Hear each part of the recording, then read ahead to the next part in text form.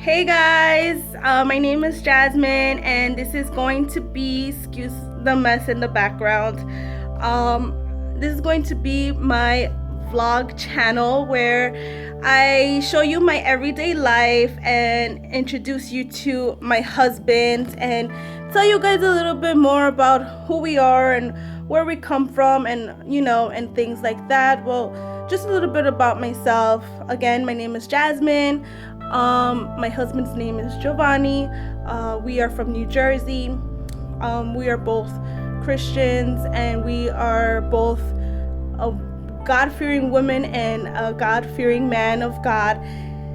And it's just amazing. Like when you serve the Lord, like it's a different life. It's a different, a different point of view. And there were so many things that I had gone through when I was younger, and growing up, in a domestic violent home, alcoholism, drugs, and just all those things, and it affects you as a child, and you start realizing that once you become an adult. And it was just too much for me. When I was younger, I lived with my grandparents until the age of about 8 or 9 years old, and I loved it, and I still love them. And I am very thankful for them for raising me, to become, the woman that I am today, just as well as my parents, and I'm very excited for that. And yeah, it was just a crazy childhood for me, growing up with your grandparents and not being able to see your parents every day, only on the weekends. It was very stressful and very traumatic for me. But at the end of the day, I do thank God for that, because if it wasn't for my grandparents, I don't know where I would have been. But once I hit the age of 9, that's when I moved with my parents. And as a little girl, I thought, oh my God, I'm going to live with my parents finally, and this is going to be amazing, and I'm just going to be the happiest little girl ever, and this is going to be so great. And you know um like I said, I only used to see them on the weekends, and I didn't know exactly what was going on. And when I finally lived with them, it wasn't what I expected to be. And, it was just so much for me and my brother. And we grew up, well, I know I grew up traumatized a little bit. And, even though I know my dad wasn't, the perfect dad ever, but he still loved us, and he still cared for us, and he still always worried about us. And I thank God every day for that. Same with my mom. Like, she was very loving and very caring. She still is. Um, then at the age of 13, my parents spoke about getting separated. My parents never got married. Um, but they were together for 20 plus years. And it was just so heartbroken. I was just so heartbroken, because I thought that this would never happen to me, and I thought, maybe something is going to happen, and my dad's going to change, and we're going to be happy. And it just all started falling apart. And I used to always blame myself, and I used to always tell them that I'm so sorry if I did anything wrong, but please don't separate. And they were just telling me, look, it's not you, it's us, we can't get along. And the typical thing that the parents say to their kids. And so I was just extremely heartbroken. And then, boom, it happened. They separated. We had to move from the place that we were living in, the childhood home that I knew and that I loved so much, because all my friends were there. Everybody I knew was there. And just to see that happen, it just tore me apart. And then we moved somewhere else. My dad ended up moving with my grandparents, with his parents. And it was just difficult, because now I'm doing the weekend thing again. And that's something I never wanted to do as a child. And to see my dad on the weekends and see him, and just him telling us, I really miss you guys. And like, we've missed him too. And there would be times that it was just so much confusion with me and my brother. And we just always used to threaten my mom, saying we just want to move with my dad because he's more cool and this and that.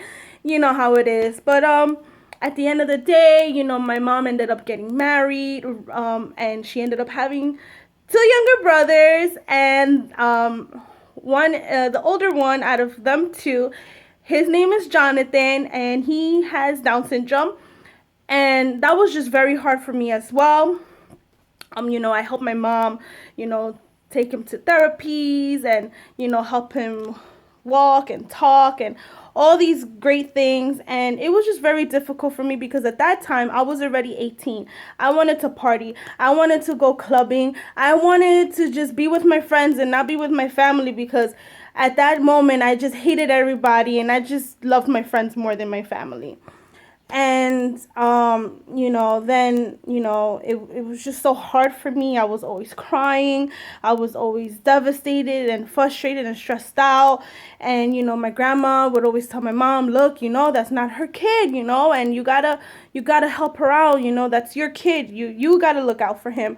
But I did it out of love, and I never regret ever doing it, because I still love him. And every time I see him, I am happy that I was one of the people who motivated him to speak, to talk, to walk. Something that the doctors always told us, he will never, ever do anything a so-called normal kid would do. And he doesn't talk clearly, but you can understand him, and he talks, and he's just so loving, and he's always smiling, and I just love that, because that just brings life to me. Then my other brother, Isaiah, he was born, and he was a planned baby, because, we thought maybe if you have another child, it will help Jonathan, it would motivate him, and it would, help him develop quicker. The doctors and the therapists even told my mom. So boom, we had Isaiah. He was the most gorgeous little boy ever. He still is. Both of them are. And then years went by, and everything, it was still, it was happy for a moment and sad and angry. And then in 2010 my dad passed away, and it was the most devastating day of my life, and I'm sorry. And just seeing my brother missing his best friend. I'm not saying my dad wasn't my best friend, but I really loved him and I cared about him. It was just hard going through that process.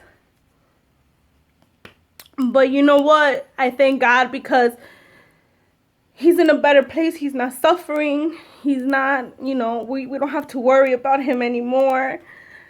And, I wish he could have walked me down the aisle and see his niece. Well, I don't have a kid, but my brother does, and she's very beautiful.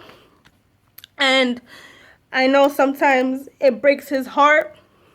But you know what? We're happy, and, I learned to cope with it, because the person who brought me to church, it was an ex-boyfriend of mine who wasn't good for me.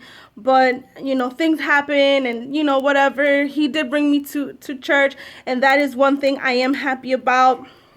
And it helped me to cope with the passing of my dad, and it helped me become a stronger woman, and helped me understand why things like this happen. And and I broke up with him, and I continued to look for God, and I continued to have that relationship with God, and I just loved it, and I never regretted it to this day. Years went by. My brother ended up having a beautiful baby girl, and they're waiting on their second one, and I'm just so happy for them. And you know, I got married to a handsome man who loves God, and you know, and here I am today. And I just, you know, with all the things that I've been through, with low self-esteem, with hating everybody, and going on through all these crazy roller coasters of emotions, I'm just happy and thankful that I am here today. And this is my story. Every day I will show you my story, and I am so happy, you know, that you guys are here to listen. And I just pray that you guys subscribe to my channel, like everything, and please comment below and let me know what other things you would like to hear. Love you guys, and I pray you guys have a beautiful and wonderful day. Mwah.